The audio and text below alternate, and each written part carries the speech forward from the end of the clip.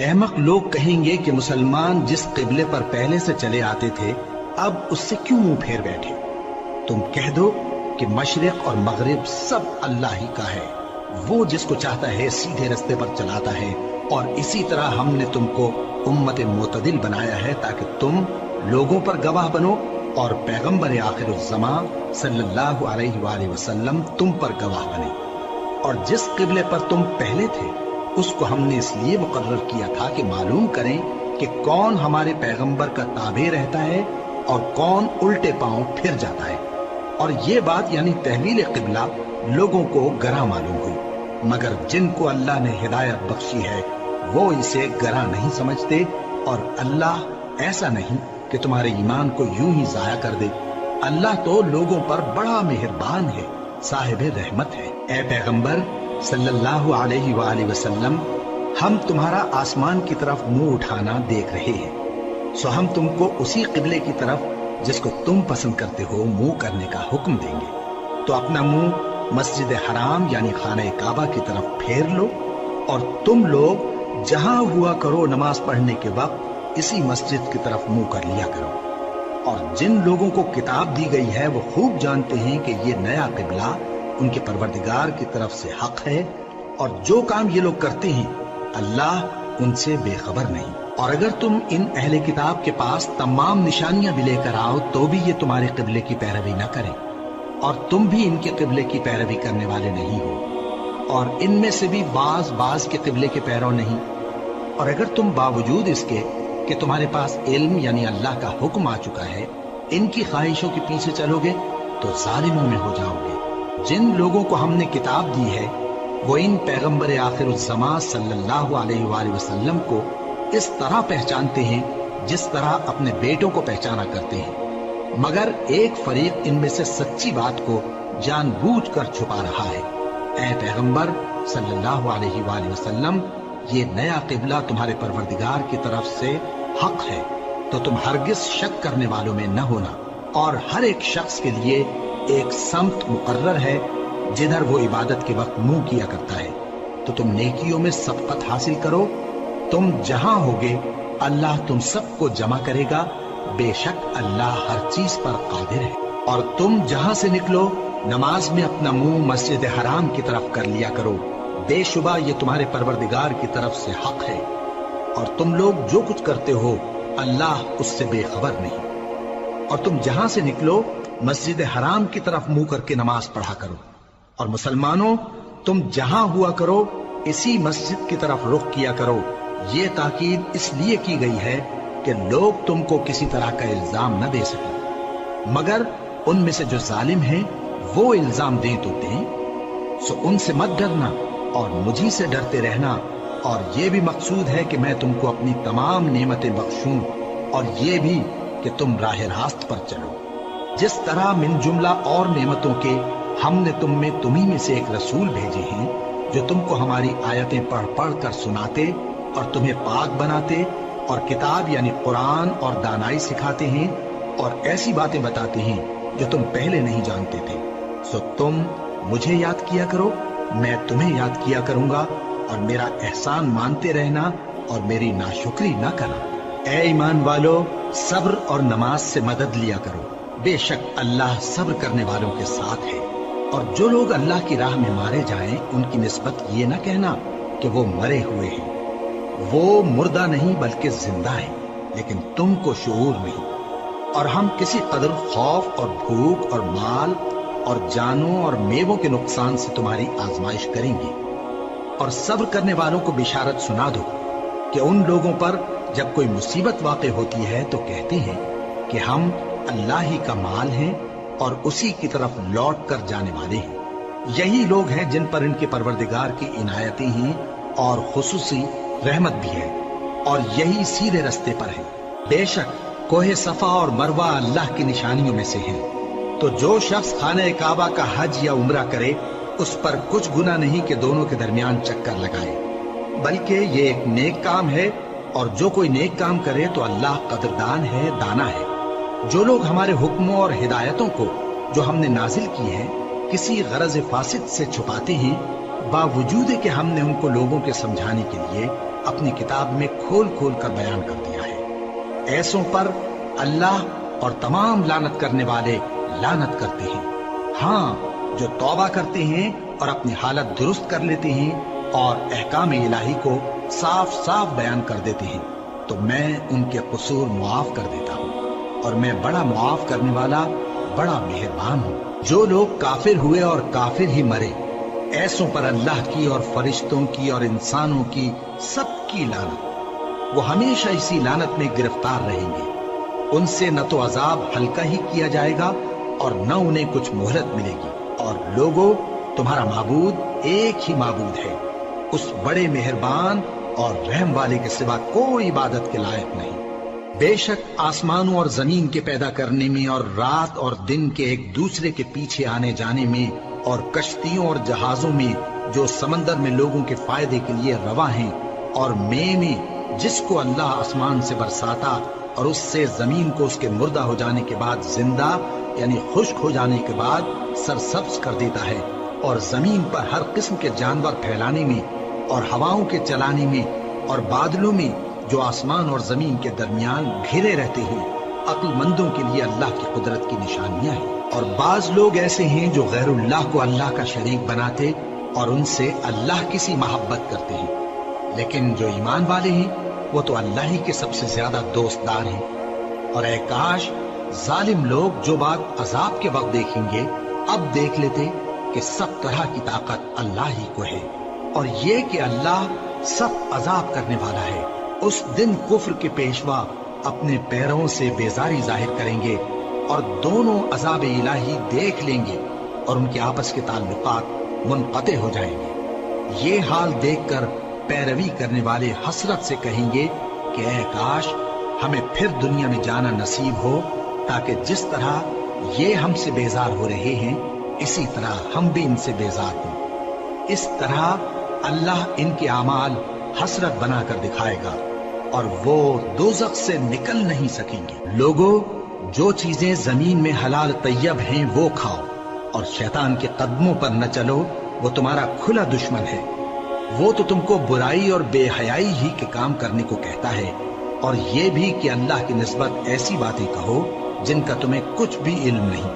اور جب ان لوگوں سے کہا جاتا ہے کہ جو کتاب اللہ نے نازل فرمائی ہے اس کی پیروی کرو، تو کہتے ہیں نہیں، بلکہ ہم تو اسی چیز کی پیروی کریں گے جس پر ہم نے اپنے باپ دادا کو پایا۔ بھلا اگرچہ ان کے باپ دادا نہ کچھ سمجھتے ہوں اور نہ سیدھے رستے پر ہوں، تب بھی وہ انہی کی تقلید کیے جائیں گے۔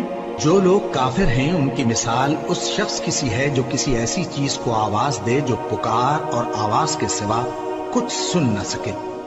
یہ بہرے ہیں، گونگے ہیں، اندھے ہیں کہ کچھ سمجھ ہی نہیں سکتے۔ اے اہل ایمان، جو پاکیزہ چیزیں ہم نے تم کو عطا فرمائی ہیں ان کو کھاؤ، اور اگر اللہ ہی کے بندے ہو تو اس کی نعمتوں کا شکر بھی ادا کرو۔ اس نے تو تم پر بس مرا ہوا جانور اور لہو اور سور کا گوشت اور جس چیز پر اللہ کے سوا کسی اور کا نام پکارا جائے حرام کر دیا ہے۔ ہاں، جو مجبور ہو جائے بشرطے کہ اللہ کی نافرمانی نہ کرے اور حد ضرورت سے باہر نہ نکل جائے، اس پر کچھ گناہ نہیں۔ بے شک اللہ بخشنے والا ہے، رحم کرنے والا ہے۔ جو لوگ اللہ کی کتاب سے ان آیتوں اور ہدایتوں کو جو اس نے نازل فرمائی ہیں چھپاتے اور ان کے بدلے تھوڑی سی قیمت یعنی دنیاوی منفعت حاصل کرتے ہیں، وہ اپنے پیٹوں میں محض آگ بھرتے ہیں۔ ایسے لوگوں سے اللہ قیامت کے دن نہ کلام کرے گا اور نہ ان کو گناہوں سے پاک کرے گا، اور ان کے لیے دکھ دینے والا عذاب ہے۔ یہ وہ لوگ ہیں جنہوں نے ہدایت چھوڑ کر گمراہی اور بخشش چھوڑ کر عذاب خرید لیا۔ یہ آتش جہنم کی کیسی برداشت کرنے والے ہیں۔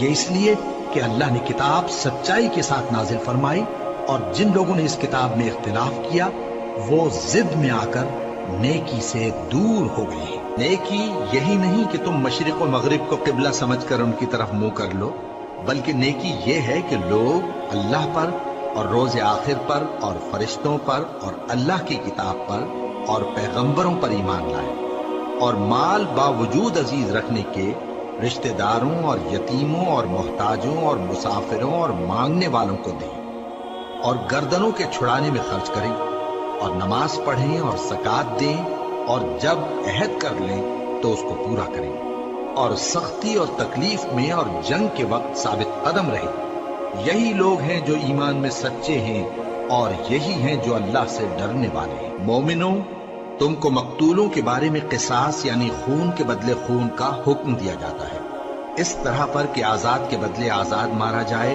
اور غلام کے بدلے غلام، اور عورت کے بدلے عورت۔ اور اگر قاتل کو اس کے مقتول بھائی کے قصاص میں سے کچھ معاف کر دیا جائے تو وارث مقتول کو پسندیدہ طریق سے قرارداد کی پیروی یعنی مطالبہ خون بہا کرنا اور قاتل کو خوشخوئی کے ساتھ ادا کرنا چاہیے۔ یہ تمہارے پروردگار کی طرف سے تمہارے لیے آسانی اور مہربانی ہے۔ اب جو اس کے بعد زیادتی کرے اس کے لیے دکھ کا عذاب ہے۔ اور اے اہل عقل، حکم قصاص میں تمہاری زندگانی ہے کہ تم قتل و خونریزی سے بچو۔ تم پر فرض کیا جاتا ہے کہ جب تم میں سے کسی کو موت کا وقت آ جائے تو اگر وہ کچھ مال چھوڑ جانے والا ہو تو ماں باپ اور رشتہ داروں کے لیے دستور کے مطابق وصیت کر جائے۔ اللہ سے ڈرنے والوں پر یہ ایک حق ہے۔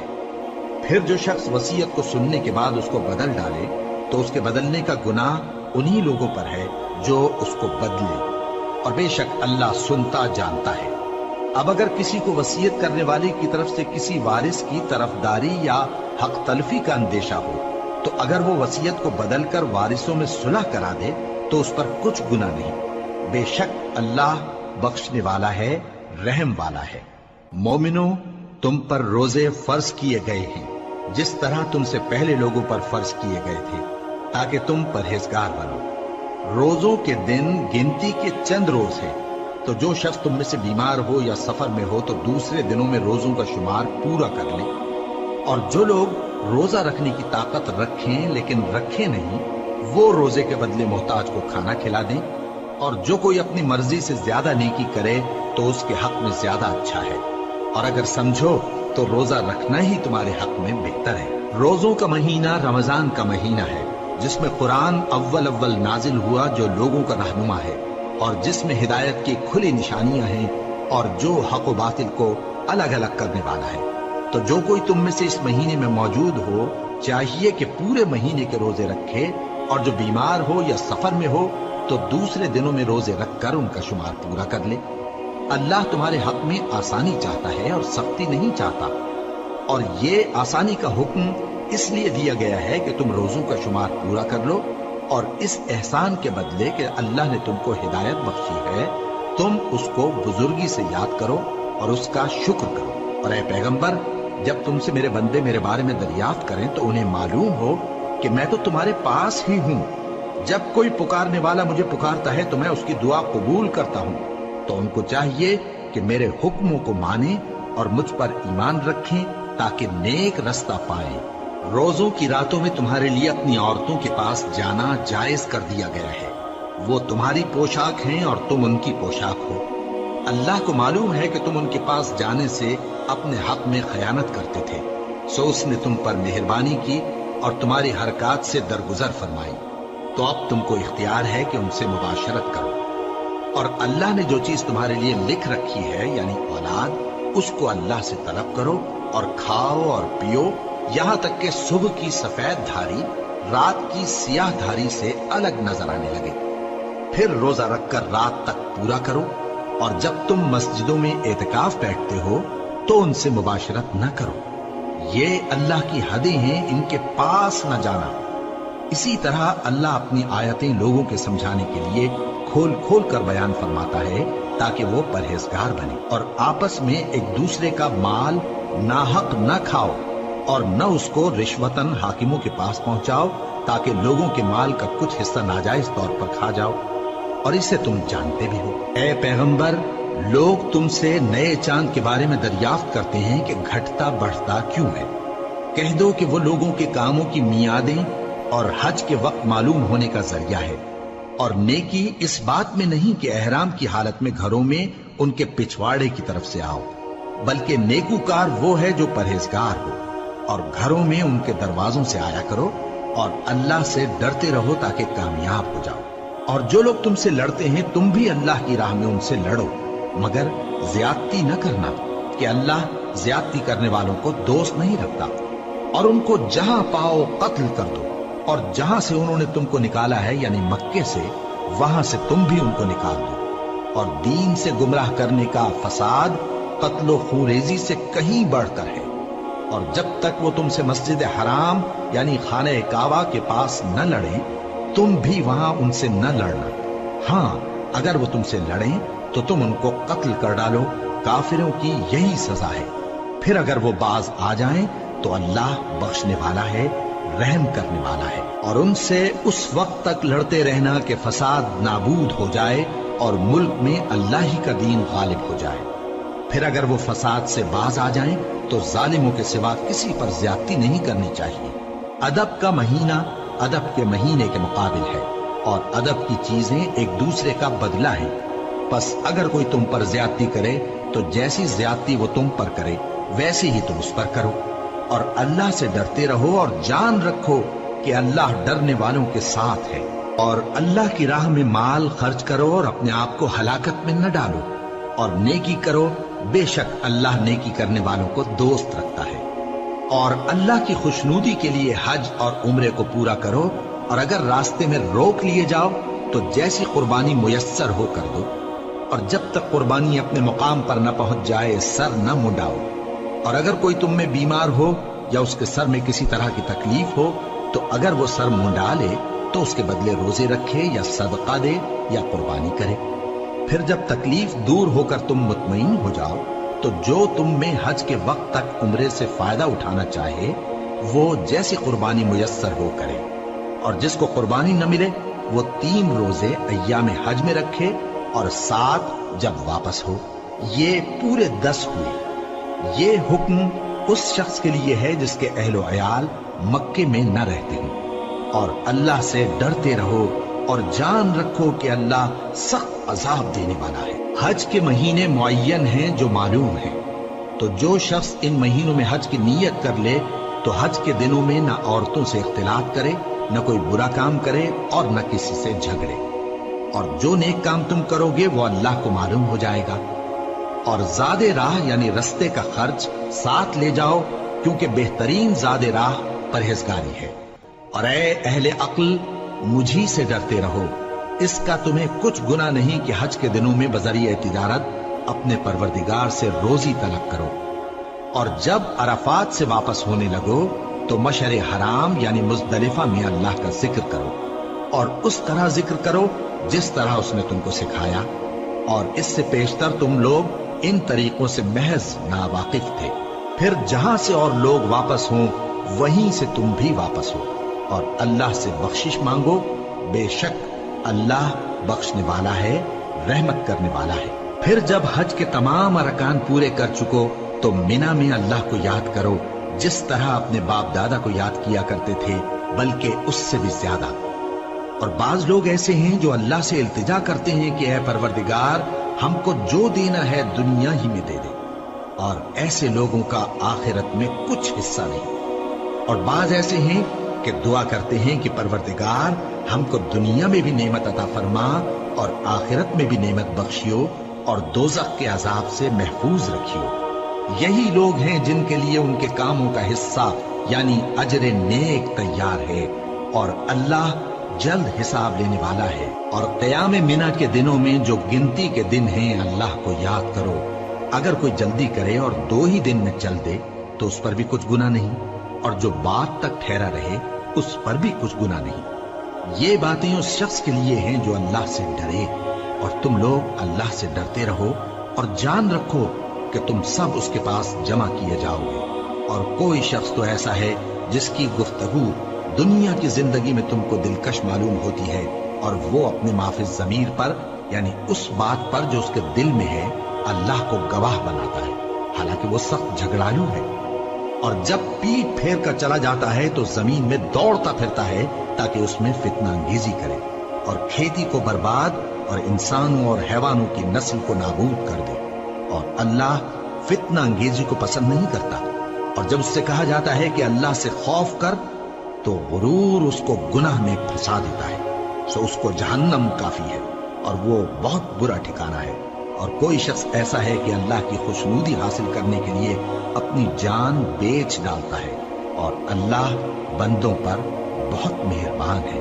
مومنو، اسلام میں پورے پورے داخل ہو جاؤ اور شیطان کے پیچھے نہ چلو، وہ تو تمہارا کھلا دشمن ہے۔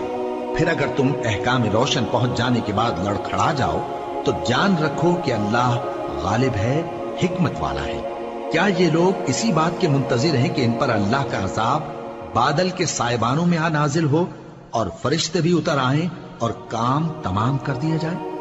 اور سب کاموں کا رجوع اللہ ہی کی طرف ہے۔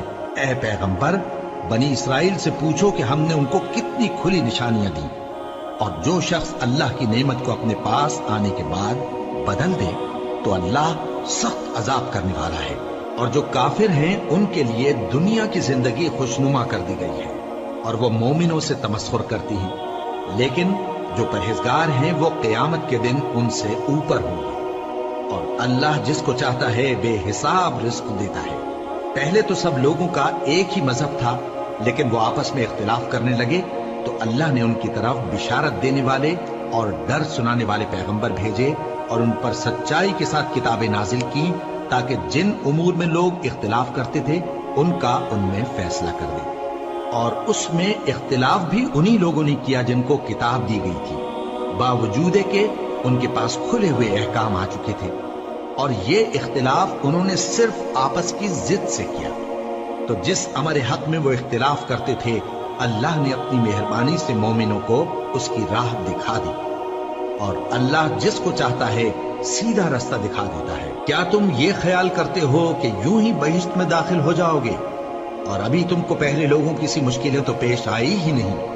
ان کو بڑی بڑی سختیاں اور تکلیفیں پہنچیں، اور وہ صعوبتوں میں ہلا ہلا دیے گئے، یہاں تک کہ پیغمبر اور مومن لوگ جو ان کے ساتھ تھے سب پکار اٹھے کہ کب اللہ کی مدد آئے گی۔ دیکھو، اللہ کی مدد ان قریب آیا چاہتی ہے۔ اے نبی، لوگ تم سے پوچھتے ہیں کہ اللہ کی راہ میں کس طرح کا مال خرچ کریں۔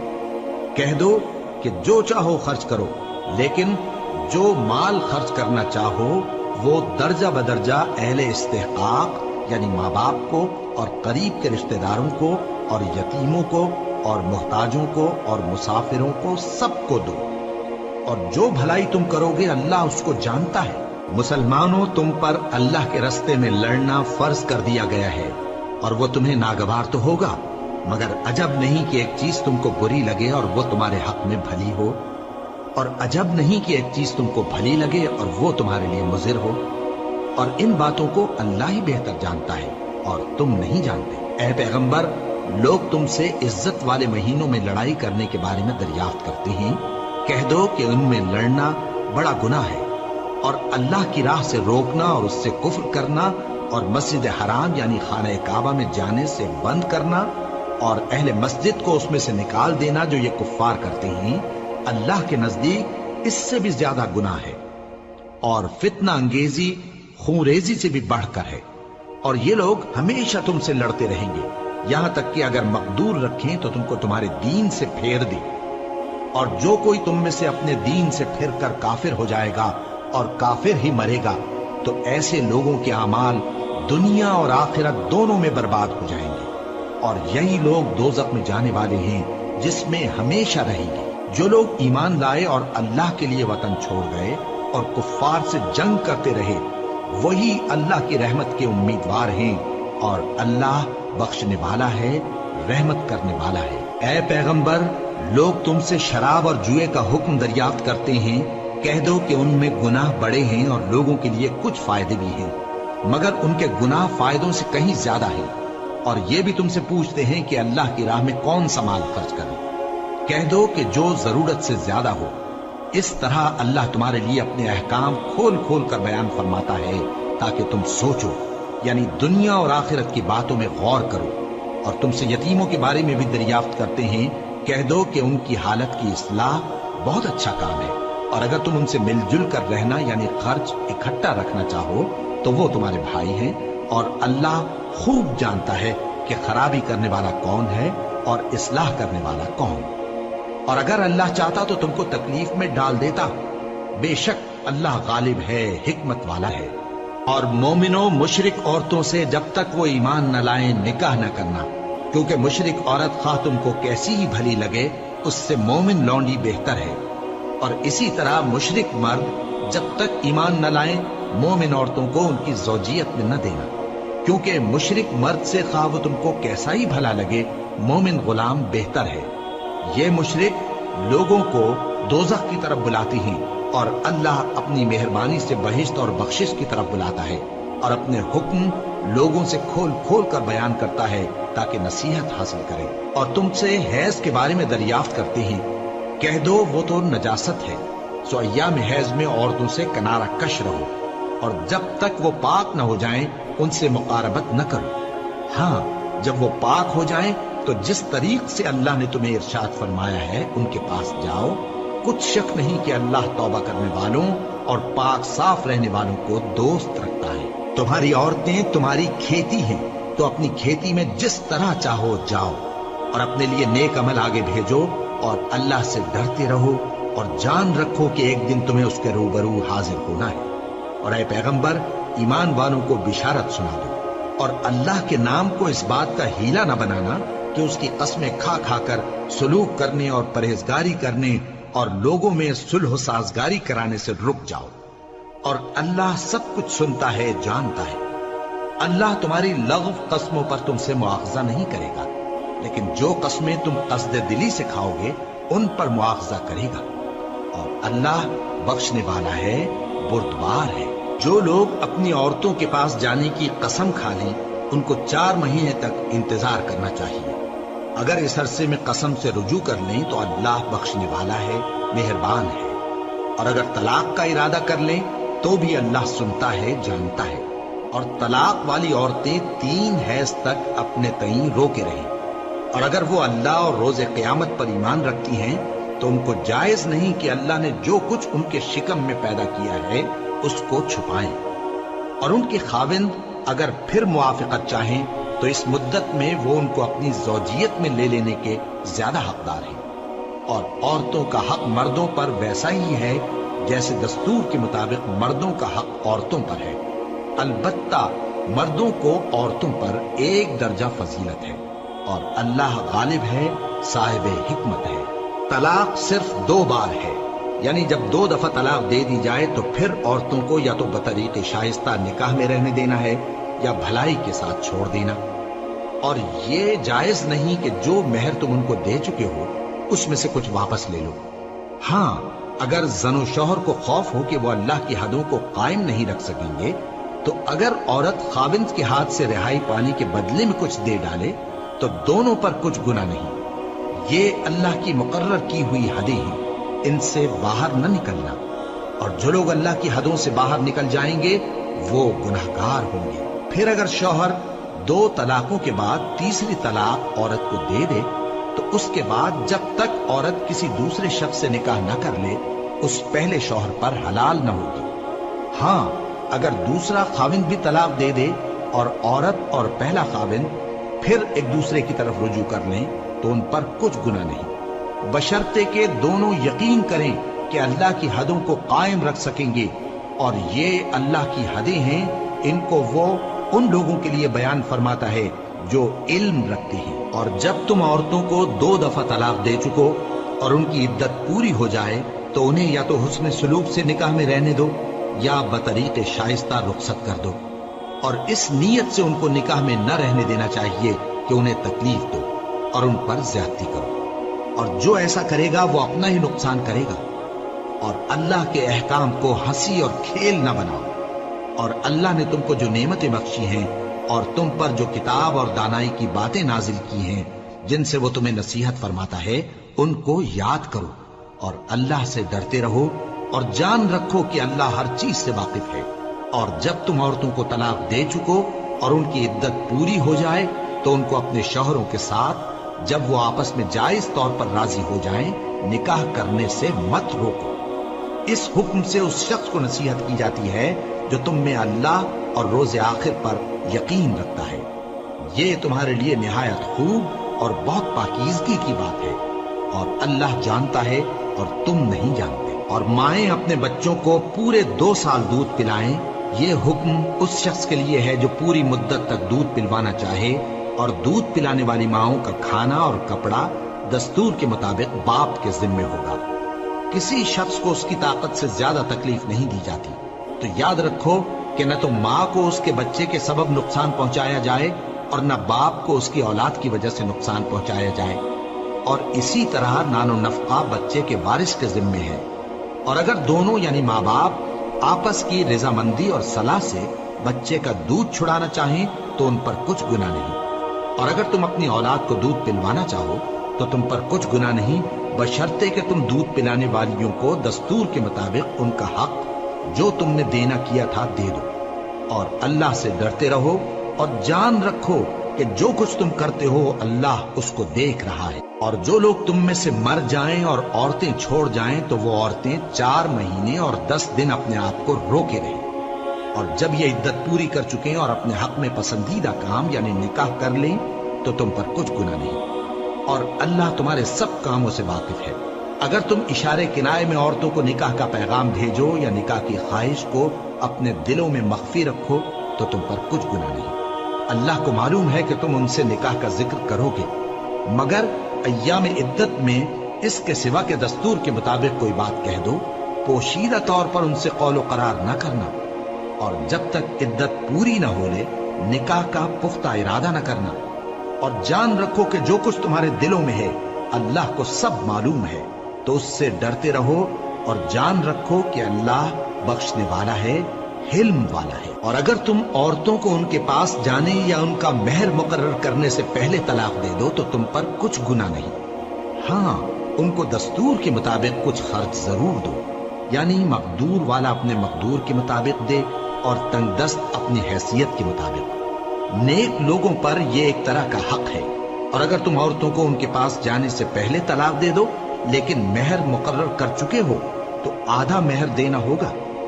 ہاں اگر عورتیں مہر بخش دیں یا مرد جن کے ہاتھ میں عقد نکاح ہے اپنا حق چھوڑ دیں اور پورا مہر دے دیں تو ان کو اختیار ہے۔